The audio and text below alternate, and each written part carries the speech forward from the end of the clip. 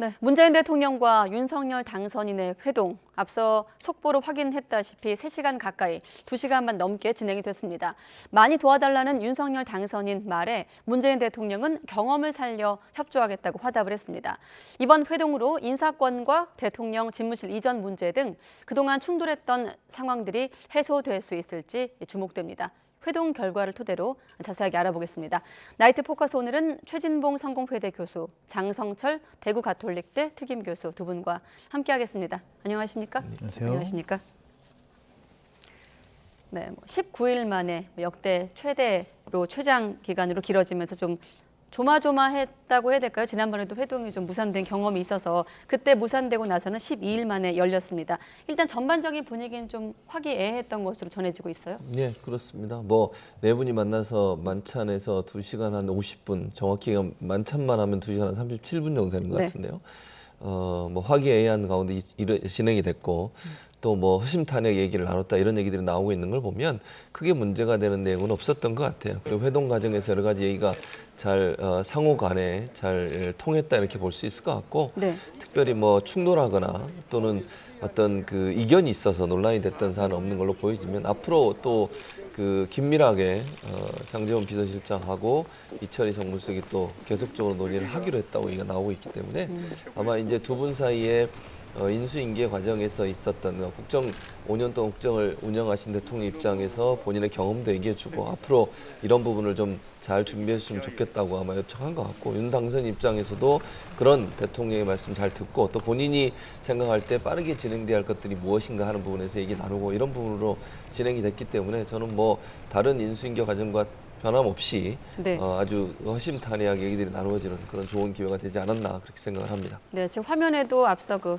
만찬장으로 이동하는 그런 장면들, 집무실 쪽 본관이 아니라 이런 상춘제를 택한 것도 좀 회동의 배경으로 해석도 되는데 어떻게 보셨습니까? 그렇죠. 이제 두 분이 걸어가시면서 여러 가지 얘기를 편하게 좀 말씀하셨다라는 네. 좀 생각이 들고요.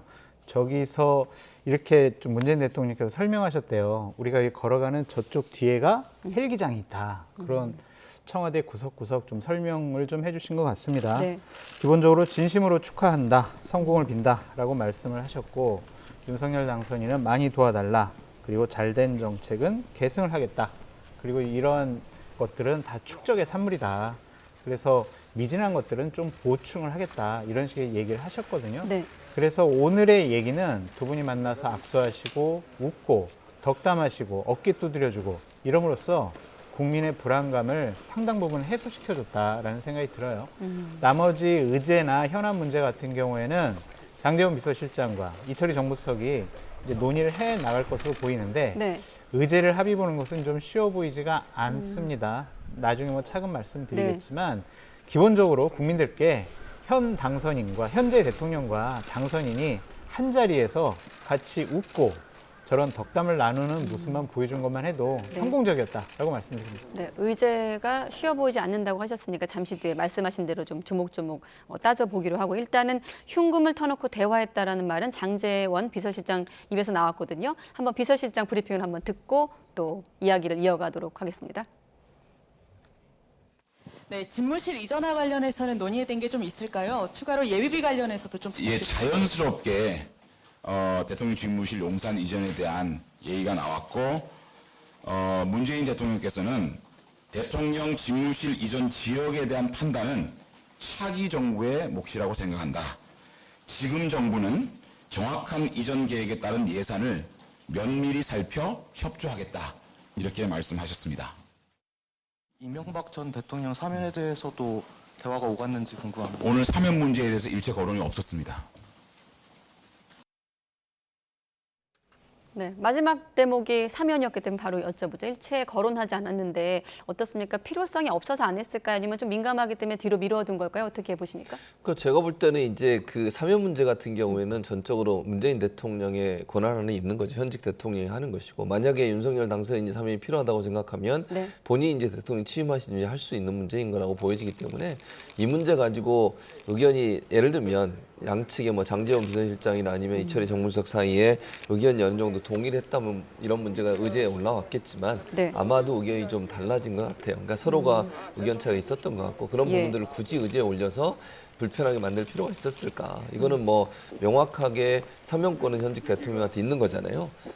그러면 그 문제 가지고 문제를 제기한다 한들 이게 받아들일 가능성이 없다고 하면 불필요하게 논란을 불러일으킬 수 있는 요소를 의제에 올릴 필요가 없었지 않았나는 네. 생각이 들어요. 그런 점에서 본다고 하면 아마 서로가 껄끄러운 상황을 만들지 않기 위해서 아마 의제로 오리지 않는 것 같고, 이 문제는 뭐 아까 말씀드린 것처럼 당선인이 필요하다고 생각하신 본인이 대통령 취임하신 이후에 적절한 시기에 사면을 이루면 되는 거니까, 그거는 뭐 고유 권한에 대해서 제안을 할 수 있지만 받아들이고 안 받아들이는 전적으로 문재인 대통령에 달려있는 사안이기 때문에 아마 이런 내용들이 의견이 좀 일치되지 않은 부분이 있어서 그 부분을 의제에 올리지 않은 게 아닌가 이렇게 생각을 합니다. 네, 이따가 장 교수님께서는 좀 묶어서 는 질문 드리기로 하고, 지금 보면 자막에서 의제에 대해서는 전혀 모르는 상황. 그러니까 의제를 열어두다 보니까 오히려 의제가 확장되고 확대된 측면이 있었거든요. 집무실 이전 문제 그리고 추경 필요성에 대해서는 좀 구체적이진 않습니다만 일반 어느 정도 언급은 되긴 했어요, 둘 다. 그렇죠. 네. 그러니까 뭐 계속 청와대는 얘기를 했었습니다만 용산으로 가든 어디를 가든 그거는 뭐 당선인 측에서 원하는 쪽으로 가는 것에 대해서 절대 반대하지 않는다고 분명히 얘기를 한 네. 거죠. 집무실을 어디로 옮기든 그것은 당선인이 결정할 문제이고, 다만 그게 국방부라고 하는 장소이기 때문에 안보공익이 생기지 않도록 하기 위해서 좀 시간을 두고 시차를 두고서 했으면 좋겠다는 의견을 제시한 거 아니겠습니까? 그렇기 때문에 이전 계획에 대해서는 만약에 필요하다면 예산을 면밀히 살펴서 협조하겠다고 얘기를 했어요. 그 말은 결국 안보 공백이 생기지 않는 범위라면 국방부 이전하는 부분에 대해서도 일정 부분 협조하겠다는 의지를 표명했다고 저는 생각을 합니다. 그래서 아마 네. 필요하다면 그 순차적으로 이루어진다는 전제하에, 그러니까 9일까지, 5월 9일까지 모든 걸 마친다는 그런 계획이 아니라 좀 더 장기적 관점에서 계획을 세우고 그 전에 필요한 비용이라고 하면 문재인 정부에서도 충분히 그거는 집행 가능하다라고 하는 정도의 합의가 이루어지지 않았나 그렇게 생각을 합니다. 네, 안보 공백이 생기지 않는 범위에 대한 좀 판단이 최근에 어떤 북한 동향과 맞물려 본다면 좀 다를 수도 있을 것 같고, 교수님께서 앞서 의제가 좀 쉽지 않을 거다, 난항을 겪을 거라고 한 대목은 어떤 부분일까요? 그러니까 대부분의 의제에 관련해서 논의해 보겠습니다. 뭐 협조하겠습니다. 이런 수준이거든요. 네. 국회에서 장관들이 나와서 국회의원들이 막 호통치고 이거 어떡할 겁니까? 라고 했을 때 가장 피해 나가는 정답이 뭐냐면 검토해 보겠습니다. 이거거든요. 뭔가 확정적으로 약속을 하지 않으셨어요. 문재인 대통령께서. 여러 가지 뭐 검토해보고 협조해보고 논의해보고 이랬다라는 것은 결국에는 윤석열 당선인이 기본적으로 임기가 시작이 되면 결정을 하시라라는 것으로 보여집니다. 추경의 예를 들어볼게요. 추경도 필요성에는 공감을 했다. 실무적으로 추경을 논의키로 했다. 네. 하지만 예상 규모는 합의하지 못했다라고 나왔거든요. 이것은 말이 안 되는 게 윤석열 당선인은 지속적으로 50조 정도의 추경이 필요하다라고 계속 얘기를 했어요. 네. 근데 규모는 합의가 안 됐다. 계속 논의하기로 했다. 이것은 문재인 대통령께서는 본인 임기 중에는 추경을 할 생각이 없다라고 볼 수밖에 없다라고 말씀을 드립니다. 네. 그리고 MB 사면 같은 경우에는 두 분 다 좀 껄끄러운 문제였을 것 같아. 그래서 언급을 하지 않았다라고 보여지고요.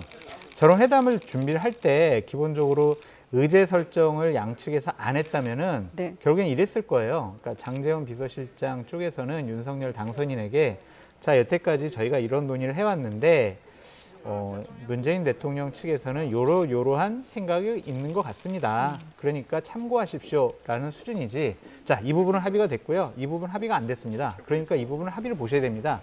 이런 식의 보고는 안 했을 것 같아요. 그래서 그냥 2시간 51분 동안 서로 덕담하고 걱정하고 뭐 성공을 비는 그런 원론적인 얘기만 있지 않았을까라고 추측해 봅니다. 네.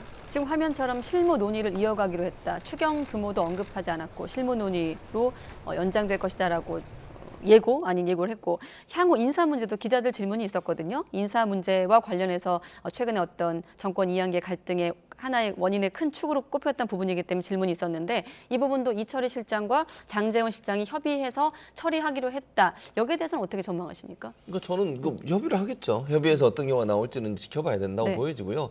아까 말씀드렸습니다만 두 분이 만나서 허심탄회하게 대화하고 인수인계 과정에서 무슨 디테일한 문제 가지고 서로 이견이 생기고 이런 부분들은 서로에게 부담이 될 수밖에 없어요.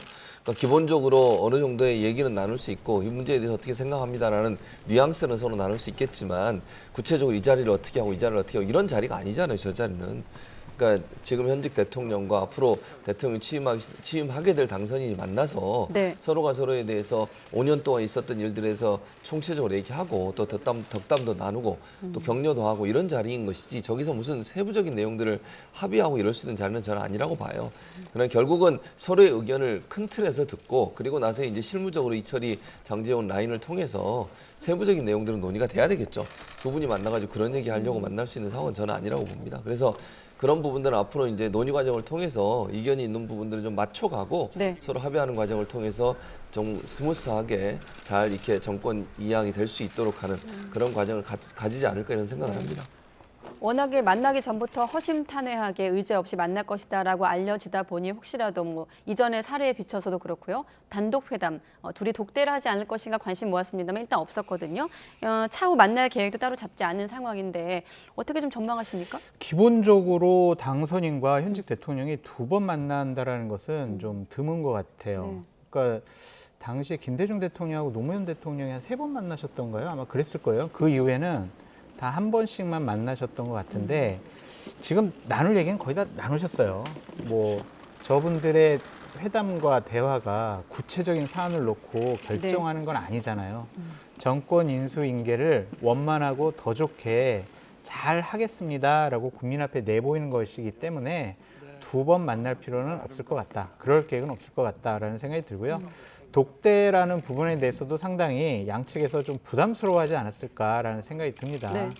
서로 긴밀하게 어떤 부분에 대해서 은밀하게 얘기를 나눌 수 있는 부분이 있어야 되는데 저 부분에 대한 상호 신뢰가 좀 없지 않았느냐. 그래서 배석자를 두고 공식적인 면담으로 끝내지 않았을까라는 생각이 듭니다. 독대에 대한 부담은 어느 쪽이 좀 더 있었을까요? 예상해 본다면. 부담이요? 부담이 뭐가 있을까요? 저는 잘 모르겠어요. 그러니까 독대를 하든 같이 만나든, 그러니까 실무적으로 같이 4명이 만나게 되면 실무적인 부분을 직접적으로 물어볼 수 있고 지시할 수 있는 거잖아요. 독대라고 하면 그야말로 저는 두 분이 만나가지고 허심탄회하게 얘기하면서 큰 틀에서 얘기를 나눌 가능성이 저는 있다고 봐요. 독대한다고 해서 특별히 뭐 아주 세밀하고 아주 세부적인 내용들을 거론하고 또 같이 만나니까 안 하고 이럴 수 있는 상황은 아니라고 봅니다. 차라리 그 옆에 있는 비서실장들이 있을 때 어찌 보면 더 세부적인 얘기를 하는 게 훨씬 낫죠. 왜냐면 잘 알고 있고 또 지시도 가능하고 만약에 물어볼 일 있으면 비서실장이 물어봐서 지금까지 어떻게 진행되는지 얘기도 들을 수 있고 그런 거 네. 아니겠어요? 독대를 하게 되면 사실은 큰 틀에서 얘기할 수밖에 없어요. 그래서 제가 볼 때 독대라고 하는 것이 있고 없고가 크게 문제가 있다고 보지는 않습니다. 네. 자, 마침 회동이 있었던 날 관련해서 여론조사 결과가 있어서 좀 소개하고 넘어가겠습니다. 윤석열 당선인에 대한 국정 수행 전망 그리고 문재인 대통령에 대한 국정 수행 평가에 대한 결과인데 일단 당선인에 대한 결과는 잘할 것이다가 46%, 잘못할 것이다 전망이기 때문에 잘못할 것이다 9.6%가 나오고 있고 자 문재인 대통령에 대한 결과도 한꺼번에 볼까요? 자 국정 수행 평가.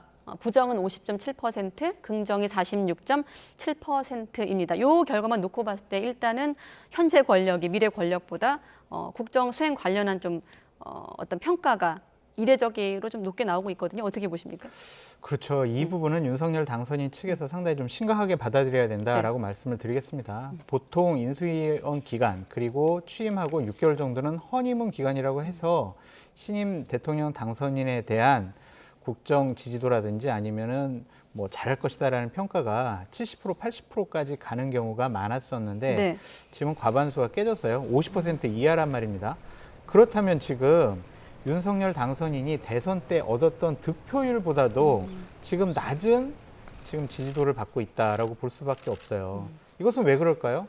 결국에는 윤석열 당선인이 지난 25일 동안 결국 국민들에게 각인됐던 건 청와대 집무실을 이전하냐 마냐, 그것이 적절하냐 적절하지 않느냐, 그리고 현재 권력과 부딪히는 모습, 말로는 통합하겠습니다, 하나 되는 대한민국 만들겠습니다라고 했지만 네. 그런 모습은 보이지 않고 문재인 대통령, 청와대, 민주당과 부딪히는 모습만 보였거든요. 그런 부분에 대한 좀 실망감이 아니었을까라는 생각이 듭니다. 그러니까 저 같은 사람도 전 정권 교체를 원했기 때문에 윤석열 후보에게 투표를 했거든요. 근데 이렇게 청와대 집무실을 6일 만에 결정을 해서 용산 국방부 청사로 이전한다는 것 자체가 이게 과연 적절하고 옳은 결정인 것이냐, 라는 거에 대한 회의감이 있어요. 그럼 지금이라도 노선 조정이 좀 필요하다고 보십니까? 저는 일부? 충분한 시간을 갖고 좀 검토를 해야 된다는 생각이 듭니다. 많은 갈등과 부작용, 혼란이 있을 겁니다. 그것을 6일 만에 모든 걸 다 검토하지 못했을 거 아니에요. 그래서 좀 시간을 갖고 천천히 하시라. 윤석열 당선인의 청와대, 구중궁궐, 그리고 재앙적 대통령의 상징인 청와대를 나오겠다라는 그런 숭고한 뜻은 국민들이 다 알 거예요. 그런데 하지만 그 처리 방식이 좀 잘못됐다. 이것은 민주적인 의사 결정을 모아가는 그러한 리더십과는 좀 맞지가 않다. 네. 내가 결정했으니까 따라와라. 이거거든요. 이건 독선적인 리더십이다. 앞으로 이런 식으로 여러 가지 중요한 국가의 정책 결정을 하신다면 앞으로도 국민적인 지지율이 높아지긴 어렵지 않을까라고 전망해 봅니다. 네. 자, 이번에 문재인 대통령으로 좀 초점을 맞춰서 지지율이 대선 이후에 2주째 상승하고 있는데 대선 국면에서도 이런 좀 비슷한 얘기를 했는데 대통령에 대한 건 국정수행 전망이 아니라 평가로 좀 수정이 필요할 것 같고 아무튼 교수님 어떻게 좀 해석하고 계십니까? 그러니까 문재인 대통령의 지금 지지율이 막판으로 갈수록, 그러니까 임기 말로 갈수록 점점 더 올라가고 있어요. 대체적으로 보면 역대 대통령들은 임기 말이 되면 대체적으로 지지율이 좀 네. 떨어지잖아요. 그러니까 지지율이 이 정도로 계속 대선 과정에도 그랬고요. 문재인 대통령 지지율이 40% 이상을 계속 유지하고 있었고 대선 후보들보다 더 높은 지지율을 가지고 있었다고 하는 것은 네. 상당히 이례적이에요. 그 말은 문재인 대통령의 국정 운영에 대해서 다른 두 후보가 갖고 있는 것보다 훨씬 더 높게 평가하고 있는 부분이 있다고 보여지거든요. 네. 뭐 가장 중요하게 저는 도덕성 문제라고 보는데 개인적으로는 어쨌든 그런 문제가 있다고 하면 윤석열 당선인 입장에서는 이 부분을 좀 심각하게 받아들일 필요가 있다는 생각이 듭니다. 뭐 보통 장 교수도 방금 설명하셨지만 기본적으로 허니문 기간이라고 해서 당선되고 나서 취임하기 전까지 지지율이 가장 높아요, 항상. 지금까지 역대 당선인들 보면 최소 60%에서 70%대를 유지했었는데 지금 40%대거든요. 이건 좀 심각한 문제다. 이게 물론 용산 그 집무실 이전 문제가 너무 논란이 되고 그것이 또 시기를 너무 못 바꿔서 진행을 하다 보니까 네. 국민적으로 우려를 불러오는 부분이 분명히 있었습니다. 이제 이런 부분들이 결국은 국민들이 뭘 우려하고 있냐 하는 부분들을 윤석열 당선인이 잘 보셔야 된다고 생각을 하고요. 앞으로는 국민들이 뭘 원하는지를 조금 더 깊이 고민하고 뭘 결정하고 행동하고 또 실행에 옮기는 이런 과정이 좀 필요하지 않겠나. 그렇지 않으면 이런 이제 부정적인 여론이 더 확대될 가능성도 전혀 배제할 수 없거든요. 그래서 상당히 좀 심각하게 현실을 봐야 되는 그런 상황이 아닌가 하는 생각이 듭니다. 저는 46.7%라는 문재인 대통령의 지지율은 참 나쁜 대통령의 반증이 아니냐라는 생각이 들어요. 국민 전체의 대통령이 아니라 진영의 이익을 대변하고 진영을 위한 정치를 했다. 그래서 민주당 지지층 그리고 진보층 그분들은 아직도 문재인 대통령을 지켜야 되겠다, 지지한다라고 하는 겁니다. 만약에 문재인 대통령께서 국가 전체를 생각하는 그러한 국정 운영을 했으면은 네. 이런 지지율이 나올 수가 없어요. 그냥 기득권, 진영의 기득권을 유지하기 위한 그런 정책을 하지 않았느냐라는 생각이 듭니다. 최주봉 교수님께서 도덕적인 부분에 문제가 없기 때문에 이런 지지율을 나왔다고 말씀을 하셨는데 도덕적인 것이 문제가 없는 것이 아니라 발견을 못한 것이죠. 수사를 못한 겁니다. 조사를 못한 겁니다. 청와대 특별감찰관 지난 5년 동안 두지 않았습니다. 친인척 비리 수사하지 못했습니다. 검찰 수사권 뺏었습니다. 권력을 향한 수사하려고 했더니 다 좌천시켰습니다. 그러니까 발견되지 않은 거죠. 이 부분이 도덕적인 것이 정말 깨끗하고 문제없다라고 평가하는 것은 옳지 못하다라는 생각입니다. 저렇게 근거도 없이 전원 주장을 하시는 건 도저히 동의할 수 없고요. 왜 이게 지지층의 결집에 의해서만 그런 지지율이 나왔다고 단정적으로 얘기하는지 도저히 이해를 할 수가 없고 두 번째는 윤석열 검찰총장 시절에 문재인 정부에 대해서 본인이 하고 싶은 수사들을 다 진행해 왔어요. 조국 전 장관 사태만 해도 그래요. 윤석열 검찰총장이 그런 얘기를 했을 때 만약에 정말 네. 장 교수가 얘기했던 것처럼 그렇게 독단적으로 하는 대통령이었으면 당장 검찰총장 그만두게 했겠죠. 윤석열 검찰총장을 문재인 정부의 검찰총장이라고 얘기하면서까지 지지를 했고 조국 전 장관 관련 사태에 있어도 아무런 개입을 하지 않았어요. 그리고 나서 계속 수사를 진행해 왔죠. 그리고 월석 원전 관련된 수사라든지 산업부 관련된 수사라든지 이런 수사 계속 해왔잖아요. 그런 부분들을 문재인 대통령이 막았습니까? 무슨 어떤 근거로 문재인 대통령이 그런 일을 했다고 얘기하는지 제가 도저히 이해를 못하겠고 또 하나는 이제 문재인 대통령의 지지율이 높은 게 아까는 계속 지지자들이나 문재인 대통령을 지지하는 사람들에 의해서 이런 지지율이 나왔다고 하는데요. 네. 기본적으로 그렇게 해서 이런 지지율이 나올 수가 없어요. 그리고 민주당 지지층에서도 일정 부분 사실은 윤석열 검찰총장이 저렇게 만든 부분에 대해서 상당히 비판적 입장을 갖고 계신 분도 많이 있습니다. 근데 그런 부분들을 고려한다고 하면 저는 문재인 대통령에 대해서 이렇게 박한 평가를 하는 건 동의할 수 없고요. 그리고 어쨌든 퇴임하는 대통령이 퇴임 말기에 이 정도의 지지를 가져오는 것은 이례적이라고밖에 볼 수 없어요. 기존의 전직 대통령들을 봤을 때도. 그거는 문재인 대통령이 전반적으로 국민들에게 지지를 받고 있다는 것을 반증하는 평가라고 생각을 합니다. 네. 아무튼 아직 정권 2학기 또 이를테면 헌임문 기간이 남아있기 때문에 이 수치가 어떻게 좀 오르고 내릴지 두 분과 함께 지켜보기로 하고 총리 인선 관련해서 물망에 오르고 있는 인물들을 좀 화면에 놓고 간단히 좀 짚도록 하겠습니다. 일단 당선인 측 인수위는 경제부처의 원팀을 잘 이끌 총리 후보를 물색하고 있다 이렇게 밝히고 있거든요. 어떻게 좀 예상하십니까? 일단 안철수 위원장도 눈에 띄고요. 기본적으로 안철수 위원장의 의지에 일단 달려있는 것 같아요. 저는 이번에 꼭 총리를 하고 싶습니다라고 윤석열 당선인에게 강하게 주장을 한다면 안철수 위원장의 뜻을 거스르는 결정을 하기가 쉽지 않을 것 같다라는 생각이 있습니다. 아직 안철수 위원장은 나는 인수위원장직에 몰두하느라고 다른 거 생각할 여유가 없어요 라는 입장이 계속 되어 있는 것 같습니다. 하지만 다음 주 초에는 기본적으로 새 국무총리를 지명을 해야 되기 때문에 이 부분과 관련해서 안철수 위원장과 윤석열 당선인이 아마 두 분이 만나서 어느 정도 가닥을 잡으셔야 될 것 같아요. 그렇지 않으면은 초대 국무총리 지명과 관련해서 현재의 당선인 측이 상당히 혼란에 빠질 수밖에 없다라고 말씀을 드립니다. 그리고 기본적으로 오늘 김은혜 대변인께서 경제가 가장 중요하기 때문에 총리는 경제를 좀 최종적으로 아우를 수 있는 그런 분으로 하려고 합니다라고 말씀을 하셔서 박영만 전 두산그룹 회장이라든지 예를 들면은 이제 한덕수 전 국무총리라든지 이렇게 경제를 아는 분들이 물망에 오르내리고 있고요. 또한 김한길, 박주선 이런 분들이 통합을 할 수 있다. 민주당 진영에서 오셨기 때문에 민주당의 어떤 국회에서의 인준 절차에 상당히 협조를 받을 수 있다. 그래서 통합형 총리로 오르내리고 있습니다. 그리고 권영세 대통령직 인수위원회 부위원장, 김기현 국민의힘 원내대표 같은 경우에는 대통령 당선인께서 상당히 신뢰하는 분인 것 같아요. 그래서 이분들의 이름도 오르내리고 있는데 기본적으로 어떤 컨셉을 가져야 될지 먼저 정해야 될 것 같아요. 첫 번째 숙제는 안철수 위원장을 어떻게 할 것이냐. 두 번째는 경제 우선할 것이냐 아니면 통합형으로 갈 것이냐.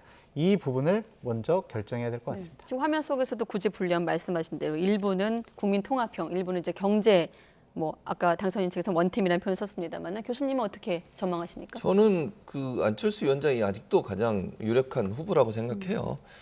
장 교수 잠깐 언급했는데 안철수 만약에 인수위원장이 본인이 하겠다고 하면 그걸 막을 수는 없어요. 그리고 이제 그 지난번에 단일화하는 과정에서도 행정 경험을 얘기했지 않습니까, 본인이? 그래서 행정적인 경험을 통해 성과를 내고 싶다는 의지를 밝힌 적이 있기 때문에 인수위원장하고 그냥 예를 들면 당권에 나선다 이런 얘기도 있던데 그거보다는 아무래도 저는 국무총리 쪽으로 가닥을 잡지 않을까 하는 생각이 듭니다. 그래서 만약에 이제 안철수 인수위원장이 본인이 국무총리를 하고 싶다는 의사를 표현한다면 윤석열 당선인 입장에서는 받을 수밖에 없고 그래서 저는 안철수 인수위원장이 가장 유력한 후보 중에 한 분이라고 생각을 하고요. 만약 이제 정말로 안철수 인수위원장이 안 하고 본인이 정말 당권을 위해서 당으로 들어가겠다, 합당을 한 후에 당권 잡기 위한 노력을 하겠다 이렇게 된다고 하면 경제 쪽으로 더 기울지 않을까 하는 생각이 들어요. 그래서 경제 쪽의 전문가들을 좀 국무총리로 세워서 그분을 통해서 경제 중심의 국정을 운영하겠다는 의지를 보일 가능성이 있다고 보여집니다. 그러나 저는 아직도 안철수 인수위원장이 가장 중요한 카드로 거론되고 있지 않나 그렇게 생각을 합니다. 네. 인수위 측 시간표대로라면 4월 초에는 이제 인선이 나와야 되기 때문에 또 한번 지켜보기로 하고 인수위 관련해서 임대차 3법 관련한 좀 주제로 넘어가도록 하겠습니다. 문재인 정부의 임대차 3법이 시장에 혼선을 주고 있다면서 대대적으로 손보겠다 이런 뜻을 밝혔거든요. 어떤 얘기가 나왔을까요? 임대차 3법 폐지부터 대상을 축소할 것까지 다양한 의견이 제시가 돼 있는 상태입니다. 임대차 3법이 시장에 혼란을 주고 있다라는 문제의식과 제도 개선이 필요하다라는 방향은 맞고 시장 상황과 입법 여건을 고려해서 단계적으로 추진할 방침이라는 해당 분과의 설명이 있었습니다. 네.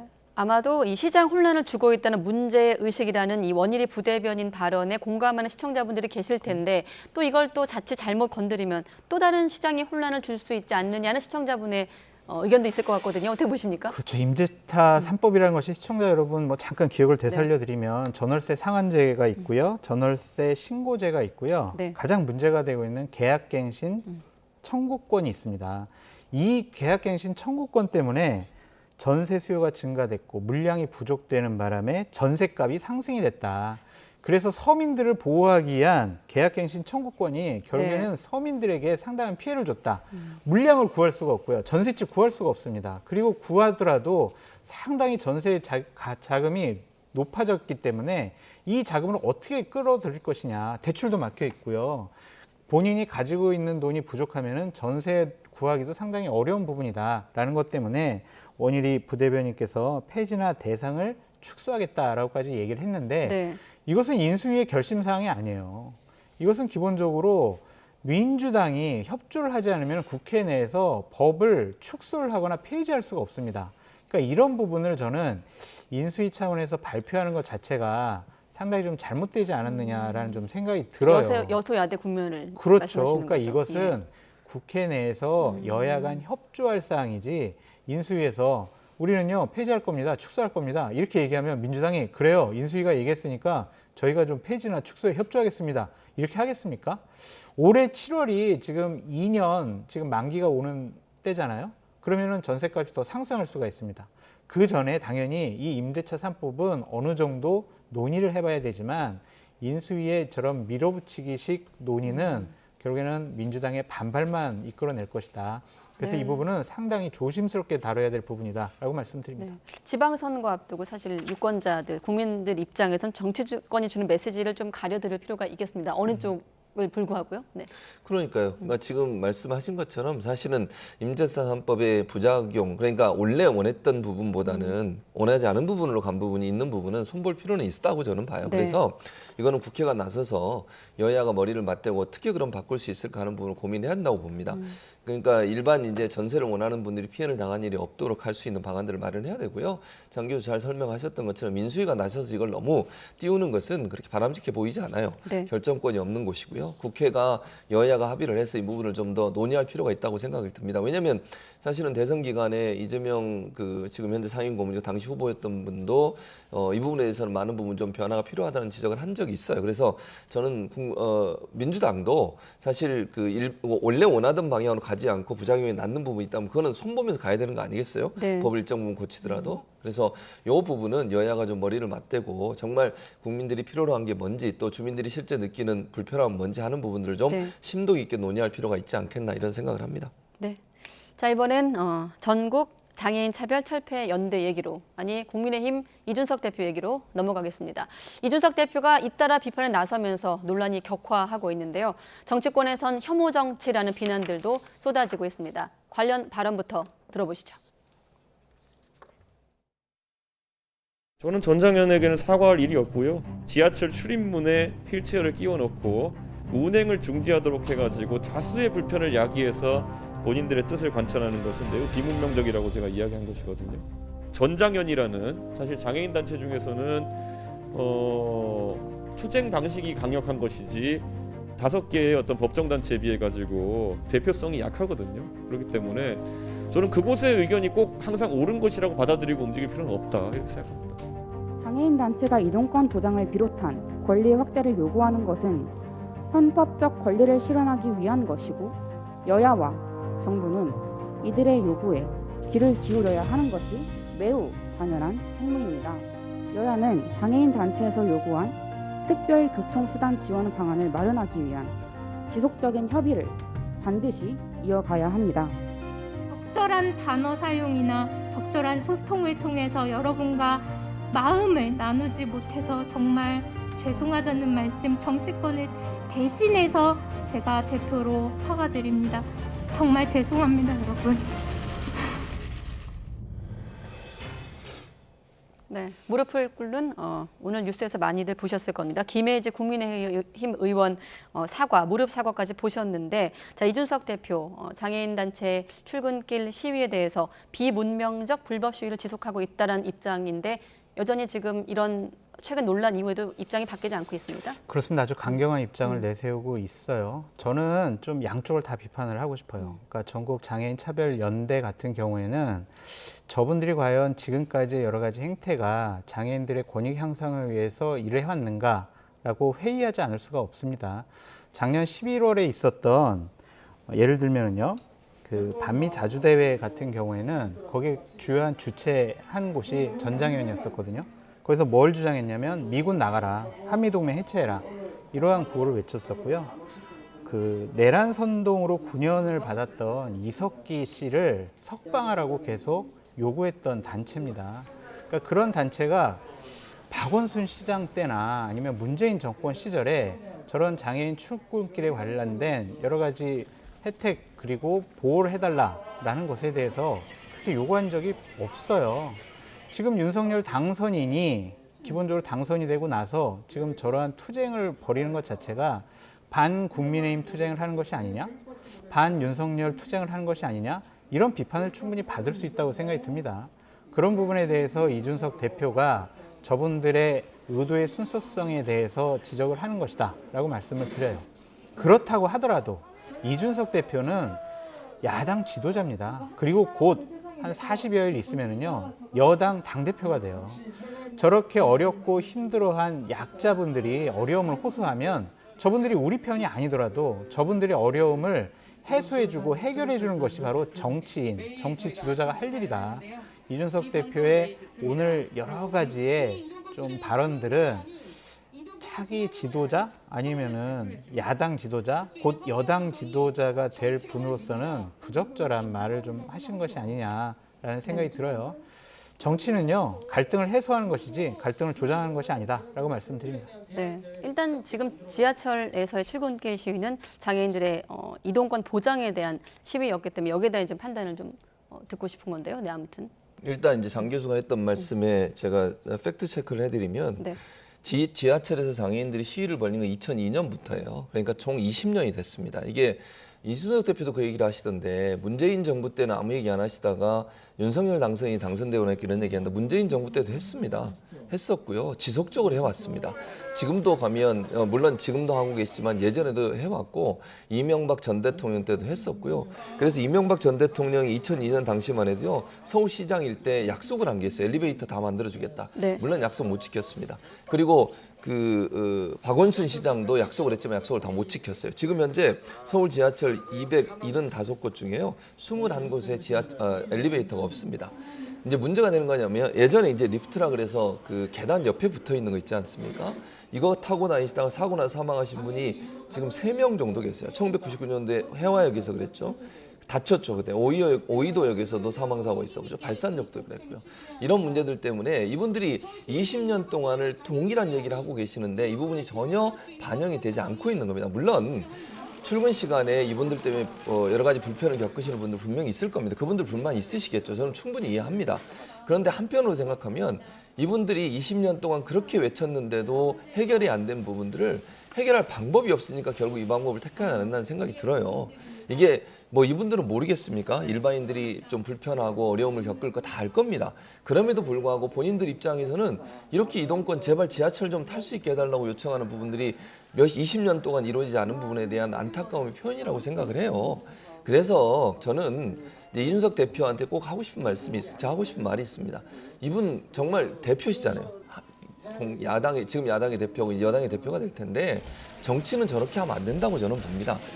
남성과 여성을 갈라치기 해가지고 선거에서 이익을 받는지 모르겠습니다만 장애인과 비장애인들 사이 이런 부분들 때문에 또 갈라치기를 하는 듯한 모습을 보이는 것은 저는 정치의 모습은 아니라고 봅니다. 정치는요, 가능한 한 통합을 만들고 문제가 있으면 풀려고 노력을 하고 이분들의 고통과 어려움을 좀 들으려고 노력하고 이런 부분들은 필요하지 않겠어요?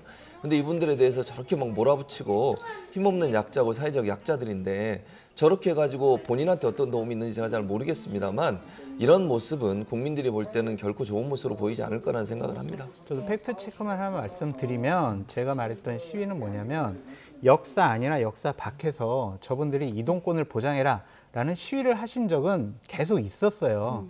하지만 이번처럼 출근 시간대에 출입문에다가 휠체어를 껴가지고 그 열차가 출발하지 못하도록 하는 저러한 시위는 지금 처음 벌어졌다. 그것을 말씀드린 거예요. 그러니까 그 시위는 처음인 거, 그러니까 처음이 아니고 며칠 됐어요, 몇 주 됐어요. 금요일부터 시작을 했어요. 그리고 그 다음에 2002년도에 무슨 일이 있었냐면요, 1호선 철길에 아예 장애인들이 내려가셔서 기차 운행을 못하도록 하신 적도 있었어요. 그러니까 불편을 끼친 것은, 그러니까 소위 이제 일반인들이 생각하실 때 불편을 끼친 것은 이번뿐만 아니라 아주 오랫동안 계속된다는 것을 분명히 아셔야 됩니다. 네. 좀 전에 화면에 지나갔는데 그 장애인 시위 현장에 김혜지 의원이 무릎을 꿇기도 했거든요. 정의당 장혜영 의원과 함께하는 모습도 나갔는데, 지금 김혜지 의원 같은 경우 YTN과 인터뷰에서 시민과 장애인을 좀 나누는 것이 문제라는 어떤 지적을 하기도 했습니다. 사실은 대선 국면에서 이준석 대표가 좀 뭐 성별 갈라치기, 뭐 아시잖아요, 세대 갈라치기 통해서 비판을 받은 바 있는데, 최근 어떤 행보와 함께 지금 이준석 대표가 이 김혜지 의원 행보에 대해서도 개별 의원이다 이렇게 규정하기도 했는데, 김혜지 어떻게 의원의 보십니까? 행동을 개별 의원 행동이다라고도 얘기했고요. 본인이 전장현하고 지금 갈등을 불러일으키는 것은 당대표가 아니라 이준석 개인의 입장에서 하는 거다라고 그 얘기를 질문도 했어요. 드리고 싶었어요. 네. 그러니까 그거는 좀 말장난이라고 볼 수밖에 없죠. 이준석 씨는 지금 국민의힘 당대표입니다. 곧 여당 당대표가 될 뿐입니다. 예. 그분이 어떻게 개인 의견이 있을 수가 있겠습니까? 그것은 말이 안 되고요. 이준석 대표와 관련해서 저는 좀 말씀드리고 싶은 게 뭐냐면, 국민의힘 정강정책에 약자와의 동행이 있어요. 지금 장애인분들 같은 경우는 대표적인 약자분들이잖아요. 근데 저분들의 소속된 단체가 국민의힘에 계속 반대했고 보수 우파 진영을 공격하는데 선봉에 섰다라는 이유만으로 저분들의 헌법상의 권리를 아니 그것은요 아니에요 라고 하는 것은 당대표답지 못하다라고 저는 말씀을 드려요. 네. 당대표면은요 저 시위 현장에 가가지고 저분들 얘기 듣고 저분들 소원을 희망을 들어주는 것이 바로 정치가 할 일이다라고 다시 한번 말씀드립니다. 뭐 비슷한 얘기예요. 지금 얘기했던 것과 동일한 얘기인데, 정치인이 하는 일은 이제 갈등을 해소하는 거예요. 그걸 부추기는 건 절대로 안 된다고 저는 봅니다. 그리고 사회적 약자, 그다음에 소외된 계층에 대해서 그분들의 정말 불편함을 어떻게 하면 해소해 줄까 하는 게 정치가 해야 될 일 아닙니까? 그리고 이제 뭐 어쨌든 여당의 이제 대표가 될 건데, 그런 분이 저런 얘기를 해버리면 이게 지금 아니 사회적 갈등을 더 부추기는 거 아닙니까? 그리고 뭐 남녀 성별 갈라치기를 통해서 선거에서 어떤 이익을 받는지 모르지만 이런 식으로 또 그 일반인들과 장애인들 사이의 갈라치기를 통해서 두 갈등을 유발시키면 이 일반인들 중에도 평소에 말 못했던 분들이 저거 가지고 불만을 또 표출해내는 상황이 될 수밖에 없어요. 그게 무슨 도움이 되겠습니까? 그리고 장애인들은 얼마나 또 힘들겠습니까? 그렇게 되면. 저분들이 만약 시위하는 부분에 반발이 생기고 저분들에서 막 반발하는 또 집회가 생기고 이런 일이 생기는 것이 과연 바람직한 일인지 제가 잘 모르겠어요. 그래서 저는 이준석 대표는 정말 공당의 어떤 대표로서 저런 행동을 하시면 안 된다고 저는 보고요. 네. 선거 과정에서 성별 갈라치한 것도 저는 잘못됐다고 보지만 네. 선거도 끝난 상황에서 이렇게 일반인과 장애인들 사이에 저런 부분들을 가지고 갈등을 유발시키려고 하는 그런 태도를 보이는 건 더더욱 잘못됐고, 김혜지 의원이 저렇게 하는 것에 대해서 공감은 못할 망정 개인 의원의 자격을 했다라고 얘기하는 것도 저는 맞지 않다고 봅니다. 그게 어떻게 할 수 있는 말입니까? 저는요, 국민들이 그런 이준석 대표를 보고 정말 저분은 대체 무엇 때문에 정치를 하실까라고 하는 의문이 들지 않겠어요? 그런 부분을 좀 잘 자각하시고 갈라치기보다 통합과 그다음에 전 국민을 행복하게 만들 수 있는 정치에 좀 관심을 가졌으면 좋겠습니다. 그리고 앞서 장 교수님 말씀 중에 제가 좀 그 사실확인이 좀 안 돼서 한미동맹 관련한 부분, 또 이석기 전 의원 관련해서 전장위원 단체에서 어느 정도 좀 목소리를 냈는지 한번 좀 확인이 필요할 것 같아서. 그건 행사를 주최한 여러 가지 단체가 있잖아요. 네. 대략 뭐 20-30개 단체가 있는데 그 단체 이름을 올렸다라고 말씀드립니다. 네, 민감한 부분이라 단체. 한번 더 네. 확인을 드렸습니다. 네.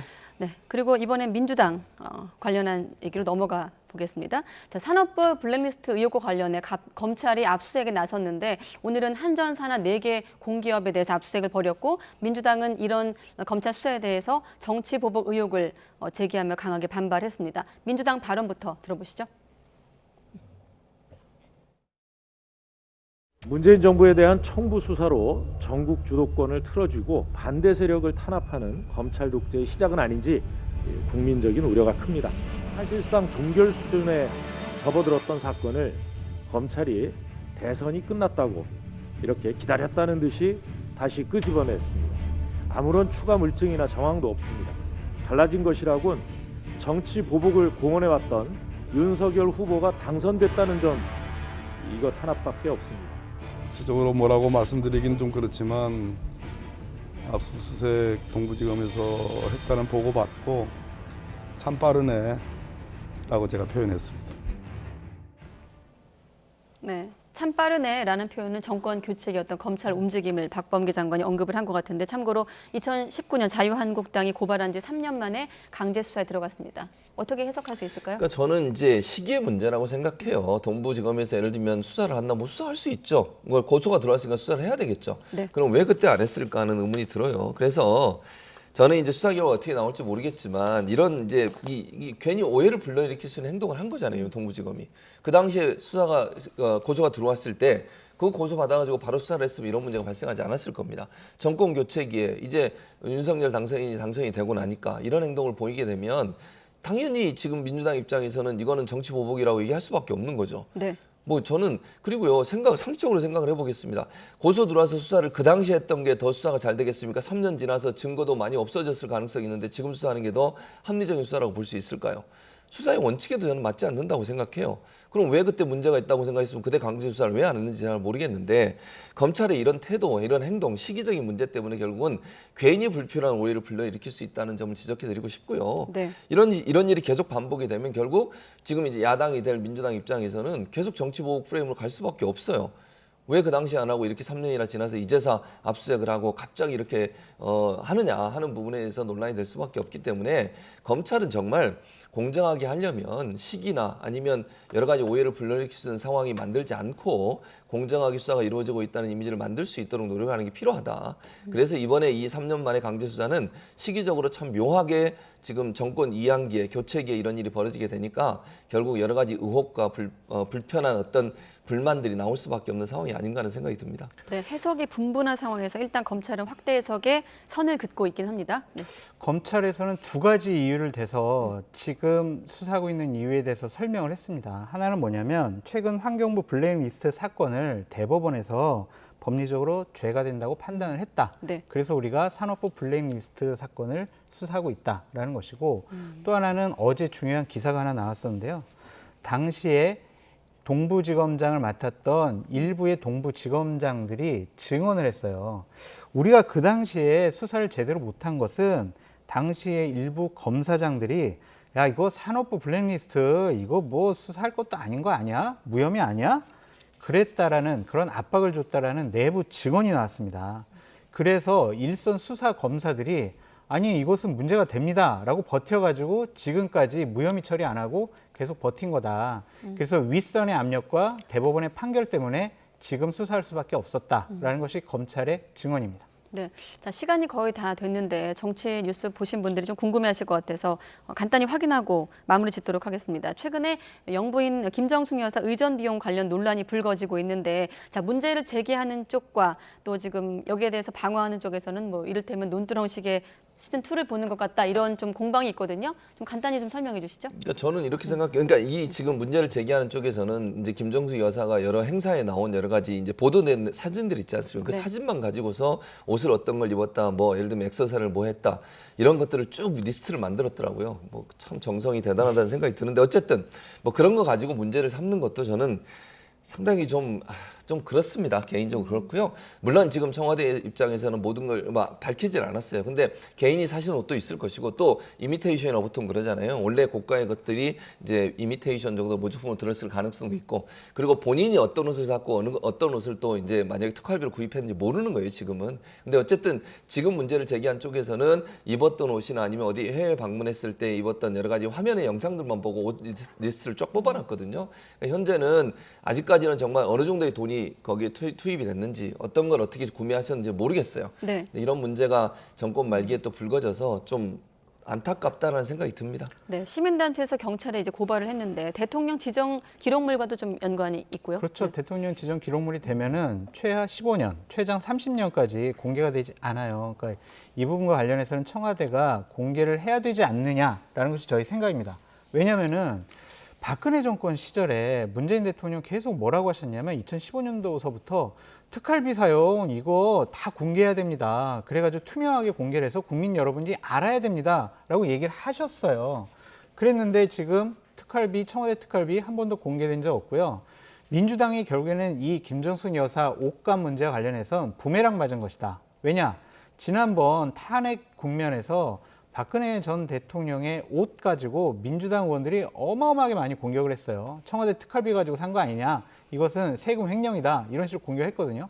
이런 부분에 대한 다시 한 번의 부메랑이다라는 생각이 들어요. 근데 하지만 참 이 옷값 가지고도 이렇게 계속 정권이 바뀔 때마다 문제를 삼는 것은 나라의 불행이 아닐까라는 생각이 드는데 민주당에서 주장을 했잖아요. 옷값 공개하라고 이전에. 그러니까 이번에 김정숙 여사의 옷값도 공개하는 게 맞다라고 생각이 듭니다. 네, 여기까지 듣겠습니다. 오늘은 최진봉 성공회대 교수, 장성철 대구가톨릭대 특임교수 두 분과 함께했습니다. 고맙습니다.